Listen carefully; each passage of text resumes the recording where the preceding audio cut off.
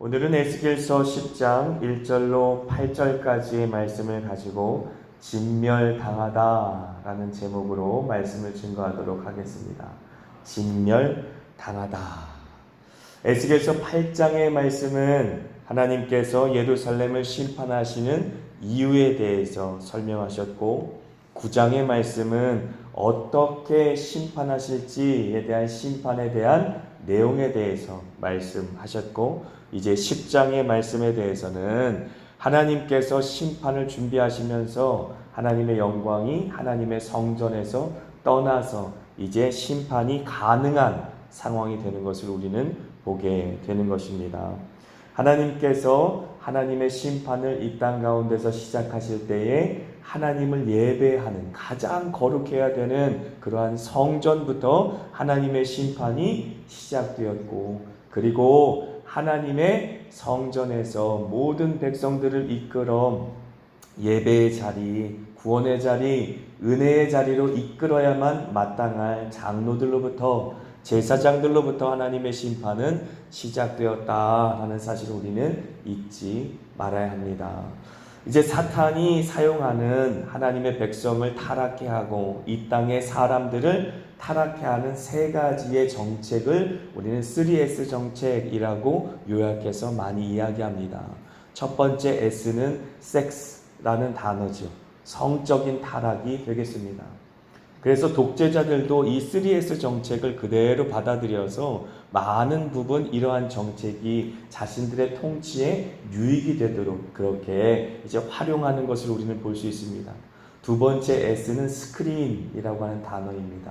영상 매체를 통하여서 많은 이제 이 땅에 있는 사람들을, 특히 하나님의 사람들이 영적으로 우매하게 만들고 하나님의 성결한 마음에서 떠나 이 땅의 타락한 정신을 받아들일 수 있도록 스크린이라고 하는 영상 매체를 통해 이 땅의 사람들은 타락하게 된다.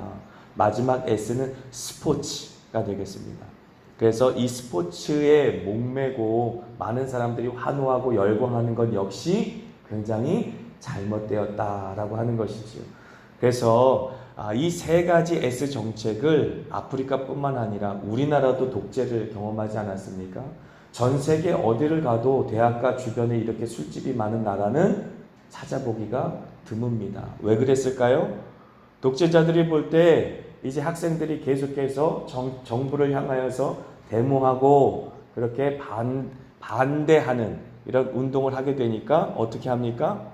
야구, 스포츠를 만들고 거기에 열광하게 만들고 스크린, 영화나 이제 성적인 부분에 그 활로를 트는, 물꼬를 트는 스크린 정책을 트고, 그리고 술을 마시게 하고 음란하게 하여서 이 대학가 주변은 분명히 열심히 이제 상아탑이라고 해서 우리나라를 세워갈 수 있도록 공부하는, 학업에 매진하는 곳이 되어야 될 텐데 그 대학가 주변에 술집을 많이 허가를 내줘서 이제 대학생들이 술을 마시는 문화 속에 빠져들게 만들고, 그래서 정부에 대항하지 못하도록 만드는 것이지요. 근데 우리나라 독재자들만 그렇게 한 것이 아니라 전 세계 독재자들 역시 그러한 정책을 썼어요. 스포츠에 빠지게 만들고 스크린에 빠지게 만들고 또 성적인 타락에 빠지게 만드는 것으로 말미암아 이제 백성들이 무지하게 만들고 목매하게 만들고, 그래서 이제 어떻게 보면 정부에 대항할 수 있는 지식을 갖지 못하게 만들어서 그냥 그대로 정부가 이끄는 대로 끌려오도록 만드는 그러한 정책을 썼던 것이죠. 근데 이것을 이제 많은 학자들은 3S 정책, 사탄이 이 땅 가운데 하나님의 백성을 무지하게 만들고 목매하게 만드는 그런 방법으로도 사용했다라는 사실을 우리에게 알려줍니다. 그래서 이스라엘의 역사, 그리고 로마 카톨릭의 역사, 그리고 교회의 역사를 우리가 함께 항상 비춰보자라고 말씀을 드렸어요. 왜냐하면 역사라고 하는 것은 지속적으로 반복됩니다. 해 아래에 새 것이 없는 것이죠. 그래서 우리가 성경의 말씀을 읽을 때에 이것은 이스라엘의 역사구나 라고 그렇게 치부할 것이 아니라 이 역사는 우리의 교회 속에서도 지금도 반복되고 있고 반복될 수 있는 일이다 라고 하는 것이지. 그러므로 이스라엘 백성들이 빠졌던 잘못, 또 로마 카톨릭에 빠졌던 잘못이 있다면 교회도 그대로 그 잘못에 빠질 수 있다라고 하는 것인데, 제가 3S 정책에 대해서 이야기했던 이유는 성적인 타락이 보이기 시작하면 그것은 영적인 타락을 인지할 수 있는 바로미터, 우리가 정말로 교회가 얼마나 타락했나, 얼마나 영적으로 지금 하나님이 보실 때 타락했는지를 가늠할 수 있는 그 가늠자의 역할을 성적인 타락이 보여준다라고 하는 것이지요. 그러므로 이스라엘 백성들이 영적으로 하나님을 음란하게 떠나서 우상 숭배를 했을 때 그들의 육적인 타락도 그대로 보여줬던 것이죠. 영적으로만 타락한 것이 아니라 그들은 육체적으로도 타락하여서 성적인 음란함이 그대로 이제 그들의 모습 속에 나타났던 것입니다. 그래서 대한민국 땅에 음란함이 들어오고 성적인 타락이 들어오고 이 스크린을 통하여서 끊임없이 음란한 영상들이 들어와서 이제 이 땅 가운데 많은 국민들이 뿐만 아니라 이제 기독교인들마저도 성적인 타락이 이제 심각하게 이제 들어오기 시작하고, 뿐만 아니라 기독교인들의 핵심된 그들 영적인 그 모든 것들을 이끌어 가야 될 목회자들이 성적인 타락의 모습들이 일어나고 있을 때 우리는 어떻게 알아야 됩니까? 아하, 큰일 났구나. 이제 성적인 타락은 뭐라고 말씀드렸어요? 영적인 부분의 타락을 가늠할 수 있는 가늠자, 바로미터라고 말했습니다. 이 교회가 영적으로 타락했기 때문에 성적인 부분의 타락을 통하여서 하나님이 우리에게 지금 경고하고 계시는구나 라는 사실을 알 수 있습니다. 로마 카톨릭도 똑같은 역사를 이제 갔던 것이죠. 그 로마 카톨릭에 있었던 사제들이 극심한 성적인 타락으로 말미암아 얼마나 역사 속에 치욕의 그 오점을 남겼습니까? 그 역사를 반복하지 말아야 한다. 그런데 한국교회에서 작금에 일어나고 있는 목회자들의 성적인 타락의 모습은 심각한 수준입니다. 그러므로 우리가 어떻게 알아야 됩니까? 아, 큰일 났구나. 한국교회가 영적으로 심각하게 지금 타락하고 있구나. 영적으로 깨어있지 못하고 무지하고 목매기를 가고 있구나 라고 하는 것이죠. 제가 한국에 와서 깜짝 놀란 것이 있어요. 예전에 제가 처음 신앙생활을 시작할 때만 해도 이제 기독교인들이 모이면 두세 명만 모이면 335 짝을 지어서 산과 들에 기독교인들이 이제 세우는 이제 기도원을 갔습니다. 주여 주여 부르짖으면서 하나님 도와주세요. 하나님 살려주세요. 우리 가족들을 구원해 주시고 우리 교회에 하나님께서 부흥을 주시고 하나님께서 세워주신 목사들을 통하여서 교사들을 통하여서 진리의 말씀이 교회 예배당에 선포되게 해주세요 라고 하는 간절한 심령으로 그렇게 기도하던 그 기도의 열정이 있었습니다. 기도의 불이 있었어요. 근데 지금은 어떻습니까? 335 모이기만 하면 산과 들에 얼마나 좋은 카페와 음식점들이 많이 생겼는지 그곳에 가서 먹고 마시면서 서로 얘기하는 문화가 팽배하게 되었어요. 큰일 났습니다. 한국교회가 깨어야 되는 것이죠. 아무리 한국교회가 잘 살게 되었다고 해도 그 물질적인 풍요로 말미암아 영혼까지 병들어서는 안 되는 것입니다. 하나님께서 주신 그 기도의 영이 꺼져서는 안 되는 것이지요.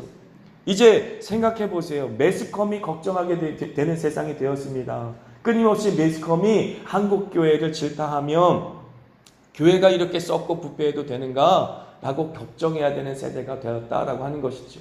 그런데도 더 큰일 난 것은 무엇이냐면 그것이 우리의 마음속에 경고로 들리지 않는 것이 우리의 마음속에 심각성으로 받아들여지지 않는 것입니다. 큰일 났다. 이렇게 가다가는 한국교회에 하나님께서 촛대를 옮기실 것이다 라는 그런 경각심이 없는 것이 더 큰 문제입니다. 우리가 하나님께 나와서 깨어서 하나님 앞에 눈물로 회개하며 그렇게 기도하고자 하는 그 열망과 열정과 마음이 사라진 것이 훨씬 더 큰 문제이다라고 하는 것이죠. 그러므로 우리는 이 에스겔서의 말씀을 붙들고 나갈 때 이스라엘 백성들의 이야기구나 라고 생각하면 절대 안 됩니다. 하나님께서 이스라엘 백성들이 창기와 노란하고 장녀들과 노란하고 그들이 음란하게 우상을 섬겼을 뿐만 아니라 음란하게 우상을 섬기는 제의를 통하여 끊임없이 육적으로도 음란하게 하나님 앞에 범죄하였던 것처럼 이 땅 가운데 교회가 타락하고 있는데 우리의 그 믿음의 사람들, 기도의 사람들이 깨어서 이 모든 상황 가운데 하나님 도와주세요, 하나님 살려주세요 라고 간절히 부르짖지 않으면 안 될 이때에 영적으로 잠자면 하나님께서는 이 은혜의 촛대를, 구원의 촛대를 옮기실 때가 있을 것이다. 그러므로 우리는 깨어서 하나님 앞에 부르짖으며 기도해야 하는 것입니다. 하나님께서는 끊임없이 심판을 경고하고 계시는 것입니다. 그러므로 교회는 깨어 하나님 앞에 만민이 기도하는 전으로 다시 회복돼야 합니다. 우리가 이스라엘 백성들의 역사를 살펴보면서 그 내용을 온전히 마음에 새기고 그렇구나, 하나님께서 원가지였던 이스라엘 백성도 아끼지 않고 잘라버렸는데 하나님께서 접붙임을 당한 교회들이 이 땅 가운데 깨어서 하나님의 기도의 그런 용장의 역사를 감당하지 못하고 영적인 전쟁을 수행하지 못하고 깨어서 진리의 말씀을 선포할 수 있는 그러한 순결한 하나님의 신부가 되지 못한다면 하나님께서는 더 이상 교회를 사용하실 수가 없을 것이다, 저와 여러분들을 사용할 수 없을 것이다 라는 사실을 항상 기억해야 하는 것입니다. 하나님께서는 뱀처럼 지혜로우라 라고 말씀하세요. 또 비둘기처럼 순결하라 라고 말씀하십니다. 그런데 순결한 것과 순진한 것은 같은 것이 아니에요. 이 땅 가운데서 순진하게 살면서 멍하게 살다 보면 결국은 뱀처럼 지혜롭지 못하여서 순결함을 잊어버립니다. 사탄이 어떻게 교묘하게 교회를 해방하는지, 어떻게 교묘하게 믿음의 사람들을 그 마음속에 있는 그 모든 신앙의 열정을 뺏어가는지 우리가 깨어서 하나님이 주시는 지식 가운데, 지혜 가운데 하나님의 마음을 담고 우리의 순결함을 지속적으로 유지하기 위해서 경성하고 분투하고 싸우지 못한다면 우리의 순결함을 지키지 못하는 것입니다. 순진해서는 안 되는 것이 뱀처럼 지혜로워야 합니다. 끊임없이 싸워야 하는 것입니다. 어떻게 성적인 타락으로, 어떻게 영상 매체를 통하여서, 어떻게 스포츠 쾌락이라는 것을 통하여서 이 땅 가운데 믿음의 사람들을 현혹하고 그리고 잘못된 길로 빠지게 만들어서 결국은 기도하고 말씀에 매진해야 될 하나님의 사람들이 세상의 쾌락 속에 빠져서 하나님의 교회가 타락하게 되어지는지 우리는 일깨어 보아야 한다라고 하는 것이지요. 생각해 보십시오. 하나님께서는 이스라엘 백성들을 통하여서 가나안 땅의 그 모든 죄악들을 진멸하라라는 명령을 내리셨어요. 진멸하라. 우리는 코비드-19 코로나 시대를 지나왔지 않습니까? 그러므로 전염병이라는 것이 얼마나 무서운지 알아요. 방역이라는 것을 하는 것을 통하여서 우리가 살아남기 위해서 몸부림쳤던 그 시기가 있지 않습니까? 그래서 그 코로나로 말미암아 우리가 얼마나 힘들었는지 우리가 모두가 다 경험했었습니다. 제가 아프리카 갔을 때에도 그런 똑같은 경험을 했었어요. 2021년도에 제가 아프리카에 갔을 때 이미 코로나가 한참 유행할 시기였었습니다. 저희도 아프리카에 가서 이제 저뿐만 아니라 아내와 주영이까지 다 코로나가 걸려서 죽을 고비를 한번 넘긴 적이 있었는데, 이제 선교사들도 생명의 위협 속에서 많은, 특히 나이가 드신 선교사님들이 돌아가셨어요. 많이들 돌아가셨는데 이제 아프리카의 선교지는 더할 나위 없이 비참했었습니다. 그들은 코로나가 뭔지도 모르고 죽어가는 사람들이 너무나 많았고, 장례식이 끝나면 또 장례식을 치러야 됐고, 장례식에 와서 또 전염돼서 또 장례식을 치러야 됐고, 계속해서 많은 사람들이 죽었을 뿐만 아니라 특별히 많은 동역자들이 죽어갔어요. 아프리카의 현지의 동역자들이 코로나 때문에 죽어갔어요. 근데 더 힘들었던 것은 무엇이냐면, 우리가 예방주사를 맞고 이미 코로나를 다 한번 겪고 그리고 마스크를 쓰고 방역을 다 했는데도 불구하고 이제 오지에 들어가면 이 아프리카 사람들이 뭐라고 부르냐면 코로나라고 불렀어요. 동양 사람들을 보면서, 이제 저희들 얼굴 볼 때 동양 사람이잖아요. 코로나라고 불렀어요. 그러니까 이제 선교의 길이 막혀버린 거죠. 그래서 그 오지에 들어가서 선교를 하는 것이 참 힘든 시기가 있었습니다. 그 전에는 동양 사람들 볼 때 뭐라고 불렀냐면 차이나라고 불렀어요. 이제 뭐 동양 사람 볼 때 한국 사람이나 일본 사람이나 중국 사람이나 뭐 아프리카 사람들이 볼 땐 다 똑같이 생겼으니까 차이나 부르다가 차이나에서 중국에서 코로나가 왔다는 사실을 아프리카 사람들도 알기 시작하니까 동양 사람들이 지나가면 코로나 부르고 사람들이 가까이 하지 말라고 자기 애들을 잡아 끌면서 저 사람들한테 가까이 가면 코로나 걸린다고 이야기하는 그런 시대가 있었다라고 하는 것이죠. 자, 이러한 방역의 시대를 지나면서 우리가 어떤 것을 생각했습니까? 공중위생이라는 것을 생각하게 되었고, 어떻게 해야 내가 이 전염병으로부터 살아남을 수 있는지에 대해서 고민하기 시작했고, 어떻게 하면 우리가 이 전염병의 시대에서 살아남고 또 예배자로서 예배를 드릴 수 있을까라는 것에 대해서 고민하지 않았습니까? 그렇습니다. 죄는 전염병보다 더 무서운 것이다 라고 하는 것이죠. 전염병보다 훨씬 더 전염성이 강하다라고 하는 것이죠. 그렇기 때문에 하나님께서는 그 죄가 가득한 그 땅을 진멸하라라고 말씀하신 것이 방역이라는 걸 생각했을 땐 당연한 것입니다. 왜냐하면 이스라엘 백성이 그 땅 가운데 가서 이제 살아야 되잖아요. 그런데 죄라는 그 전염병이 계속 있으면 어떻게 되어집니까? 가나안 백성들만 문제가 아니라 그 땅에 들어가서 살아야 될 이스라엘 백성들도 문제가 되는 것입니다. 너희들이 그 땅 가운데 가서 살 때에 죄라고 하는 전염성이 강한 그 질병으로 말미암아 가나안 백성들만 죽을 것이 아니라 너희들도 죽을 수밖에 없어. 너희들도 심판받을 수밖에 없어 라고 하나님께서는 경고하시는 것이다 라고 하는 것입니다. 그러므로 하나님께서는 가나안 땅에 들어갈 때에 이스라엘 백성들을 가운데 진멸하라 라는 명령을 내리신 것이죠. 이 진멸하다라는 말씀의 원어의 말은 헤렘이라고 하는 뜻인데요.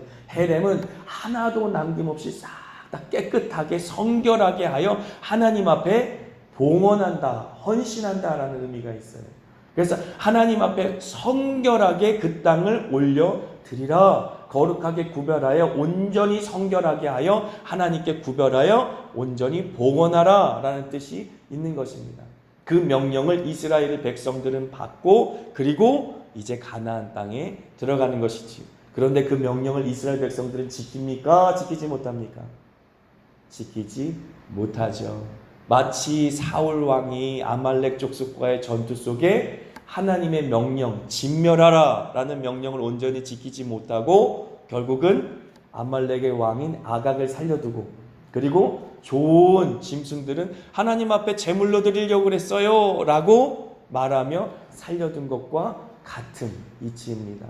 그래서 그들이 여러 가지 이유로 육신의 정욕, 안목의 정욕, 이생의 자랑, 이 모든 유혹에 져서 가나안 족속들을 온전히 진멸하지 못하게 되는 것이지.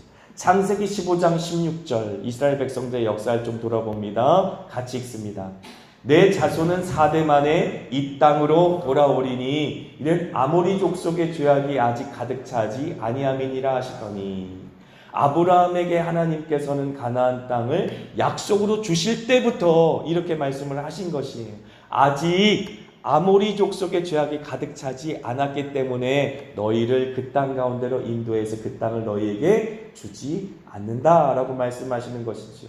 그렇다면 무슨 말입니까? 이제 4대가 지나서 그 땅에 죄악이 가득 차면 그때 하나님의 백성을 하나님께서는 인도하여 가나안 땅을 진멸하실 것이다 라고 말하는 것이죠. 마치 소돔과 고모라 땅에 죄악이 가득 찼을 때 하나님께서는 천사들을 보내셔서 유황불로 하나님의 불로 그 땅을 심판하셔서 진멸하신 것처럼 그 땅에 죄가 관영해서 꽉 차서 더 이상 하나님께서 그 땅을 인내하실 수 없을 만큼 그 땅에 죄가 가득 차면 더 이상 그 땅에 의인이 없어서 하나님의 구원의 역사가 그 땅 가운데 이루어지지 못할 만큼 그 땅이 부패하게 되면 소망이 없게 되면 그때 하나님께서는 하나님의 백성을 보내셔서 그 땅을 진멸하심으로 말미암아 성결케 하셔서 하나님의 나라로 봉헌할 계획을 갖고 계셨던 것입니다. 레위기 18장 24절과 25절 같이 읽습니다. 너희는 이 모든 일로 스스로 더럽히지 말라. 내가 너희 앞에서 쫓아내는 족속들이 이 모든 일로 말미암아 더러워졌고 그 땅도 더러워졌으므로 내가 그 악으로 말미암아 벌하고 그 땅도 스스로 그 주민을 토하여 내느니라 라고 말하는 것이죠. 죄가 가득하여서 이제 그 땅을 하나님께서는 심판하지만 너희 스스로도 그 전염병, 죄라고 하는 전염병에 오염되지 말라. 특별히 우상숭배라고 하는 그 전염병에 오염되지 말라. 그 우상숭배는 반드시 영적인 타락은 육적인 타락으로 연결될 테니 이 영적인 타락으로 말미암아 육적인 음란함에 빠지지 말라라고 주님께서는 이미 이스라엘 백성들에게 경고하신 것입니다. 가나안 땅에 들어가기 전부터 가나안 백성들과 똑같이 어우렁더우렁 살면서 그들의 죄악 가운데 빠지지 말고 그들과 함께 더러워지지 말라라고 경고하셨던 것이죠. 신명기서 9장 5절의 말씀 같이 읽습니다. 내가 가서 그 땅을 차지함은 내 공의로 말미암음도 아니며 내 마음이 정직함으로 말미암음도 아니요 이 민족들이 악함으로 말미암아 내 하나님 여호와께서 그들을 내 앞에서 쫓아내시니라. 여호와께서 이같이 하심은 내 조상 아브라함과 이삭과 야곱에게 하신 맹세를 이루려 하심이니라. 아멘. 우리와 똑같이 이스라엘 백성도 은혜로 말미암아 구원을 받고 은혜로 말미암아 선택함을 받은 것이지요. 아브라함을 믿음의 조상으로 두었다라고 육적으로 내 조상이 아브라함이기 때문에 교만한 마음을 가질 필요가 없다라고 하는 것입니다.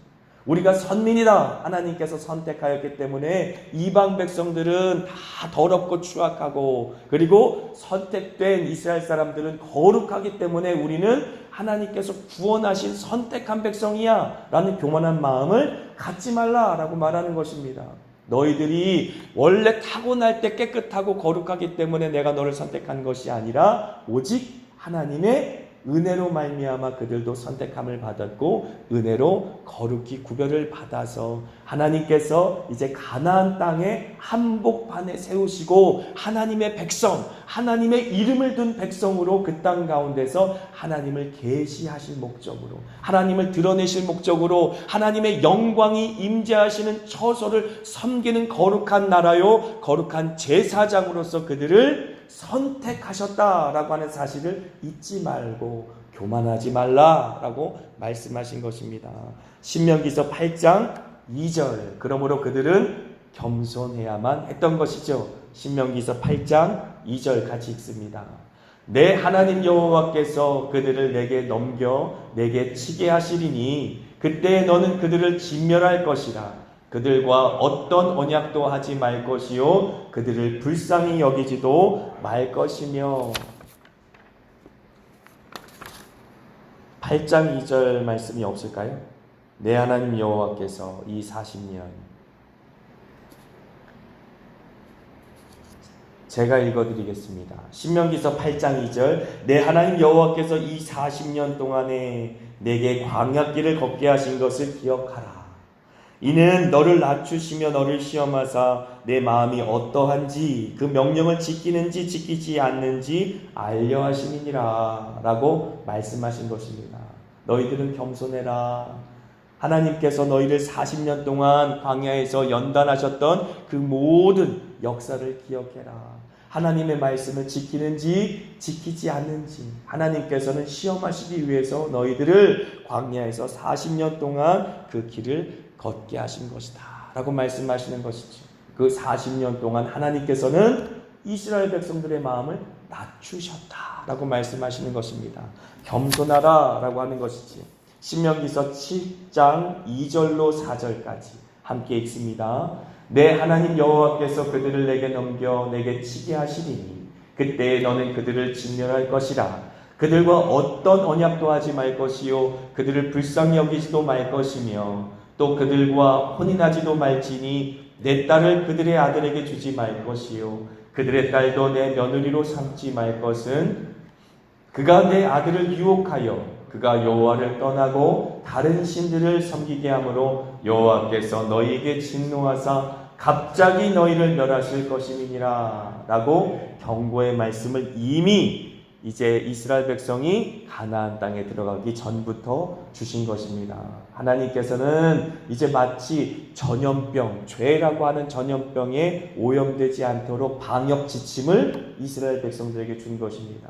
우리가 사회적 거리두기라는 것을 코로나 시대에도 하지 않았습니까? 그리고 마스크를 쓰고 또 손을 소독하고 이 모든 것들을 통하여서 우리를 지키고 공동체를 지키고 가족을 지키려고 노력하지 않았습니까? 이와 똑같이 하나님께서도 그 땅에 이미 죄가 관영하여 그 땅은 심판받아 마땅할 땅이 되었는데 그 땅에 들어가거든 너희는 그 땅에 있는 모든 족속들을 진멸하여 우상을 없이 하고 이제 그들과 결혼하여 서로 결혼하여 이제 우상이 가정 가운데 들어오는 그러한 악행을 하지 말아라 라고 경고한 것이죠. 그런 말미암아 하나님의 심판을 해야 되는 백성들이 하나님의 심판을 이뤄가야 되는 하나님의 백성들이 심판의 대상으로 전락하고 말 것을 하나님은 경고하신 것입니다. 그래서 하나님께서는 이제 하나님의 백성인 이스라엘 백성들을 떠나시는 장면이 10장에 나옵니다. 그래서 하나님의 심판을 준비하는 것이지요. 그래서 떠나는 하나님의 영광 그리고 임하는 하나님의 심판의 모습이 에스겔서 10장에 등장하는 것입니다. 하나님께서는 이렇게 이스라엘의 역사 속에 끊임없이 하나님의 선지자들을 통하여서 하나님의 말씀으로 그들이 살아가야 될 마땅한 신앙 지침을 주셨지만 그들은 끝끝내 그 말씀을 순종하지 않고 심판을 이뤄가야 될 하나님의 백성이 심판의 대상이 되었다라는 사실을 우리는 알게 된 것입니다. 4절의 말씀 같이 읽습니다. 여호와의 영광이 구름에서 올라와 성전 문지방에 이르니 구름이 성전에 가득하며 여호와의 영화로운 광채가 뜰에 가득하였고 라는 말씀이지요. 잘 보시면 여호와의 영광이 구름에서 올라왔다라는 말씀이 있어요. 우리 혹시 법궤 보신 적 있으십니까?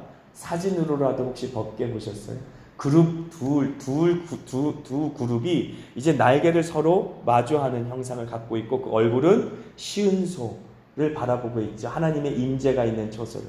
그래서 그 날개가 서로 맞대어 있습니다.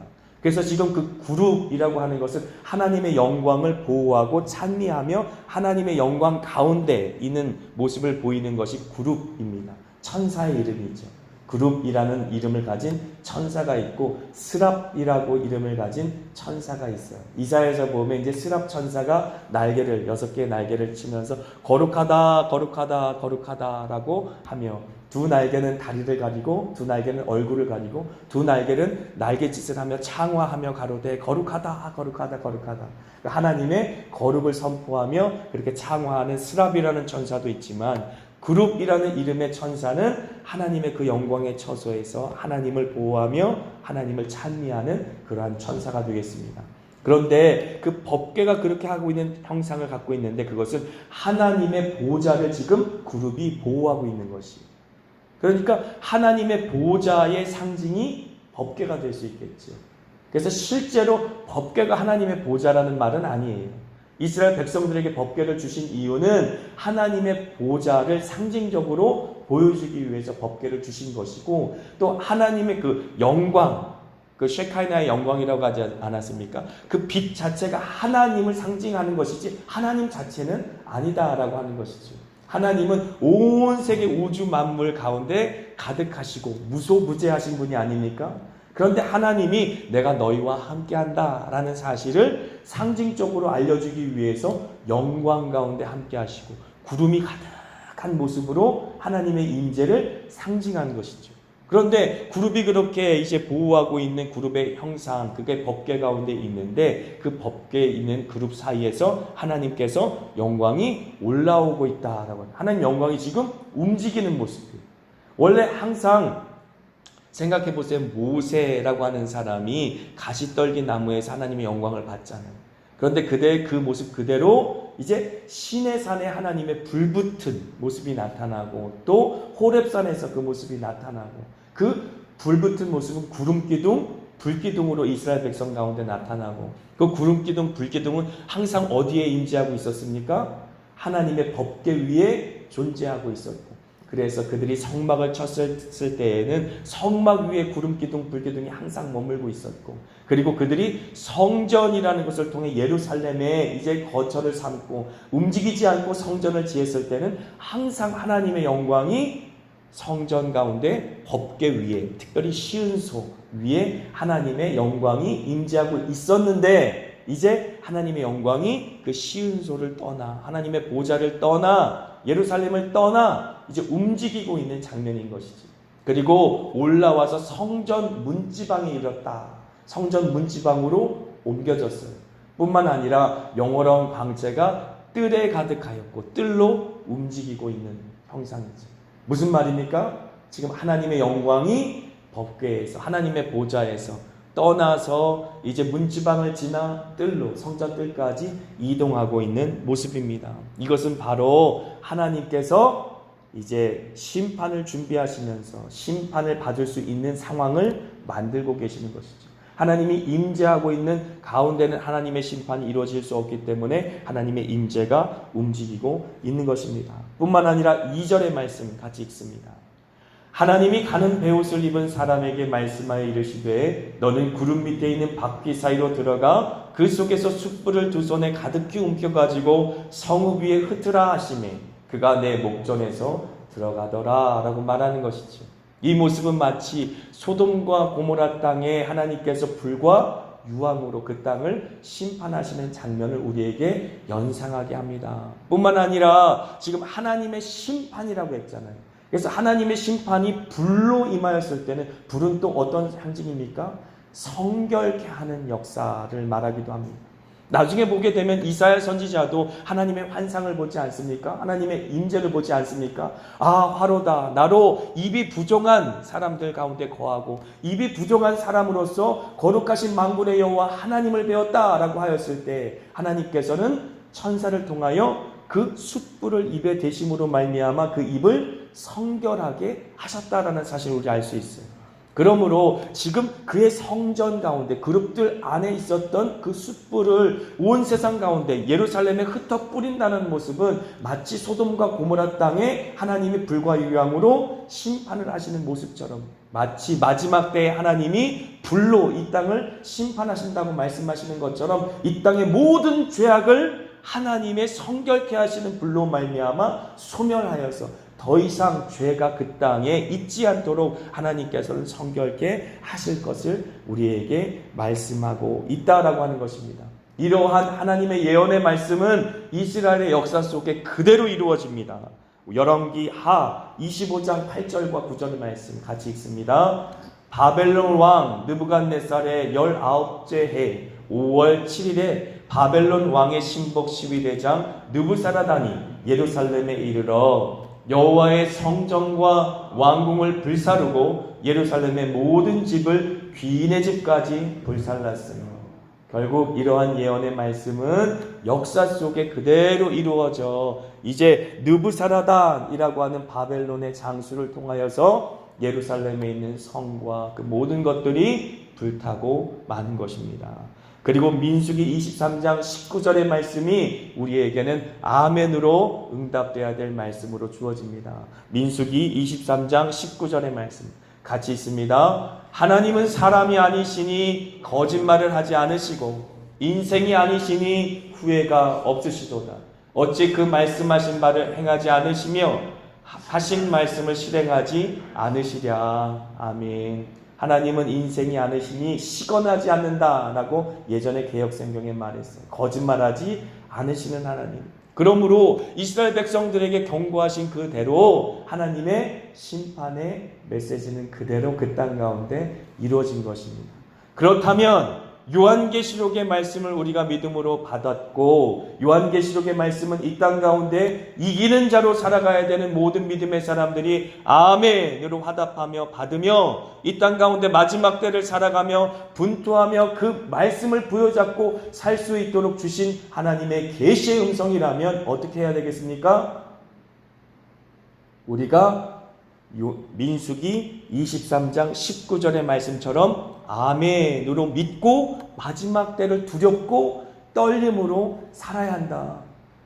노새 젊어서 노새 늙어지면 못 노나니 라고 세상의 노래를 부르며 이 땅 가운데 먹을 것과 입을 것과 향락에 취해서 그렇게 세상의 인생을 허비하면 안 된다. 화살처럼 속히 가리니 우리의 인생은 정말로 화살처럼 속히 지나가는 것입니다. 우리에게 준 1분 1초를 아껴서 우리 역시도 성결케 되어져야 되고 우리 주변에 있는 사람들에게도 복음의 능력으로 그 복음을 증거하여서 살려내야 되는 것이지. 이 마지막 때에 하나님의 불의 심판이 이미 예정되어 있고 선언되어 있어요. 하나님의 진노의 나팔이 이제 울려 퍼지고 온 세상 가운데 하나님의 심판이 곧 임하시게라고 하나님의 말씀이 우리에게 이미 주어진 것입니다. 그렇기 때문에 우리는 이 땅을 살아갈 때에 두렵고 떨림으로 오늘 하루를 1분 1초를 아끼면서 살아가야 하는 것입니다. 그러므로 오늘 우리에게 주신 이 에스겔서 10장의 말씀을 아멘으로 화답하시고 기도하실 때 간절한 마음으로 하나님이 주신 그 마음을 품고 기도하시기를 주님의 이름으로 축복합니다. 아멘.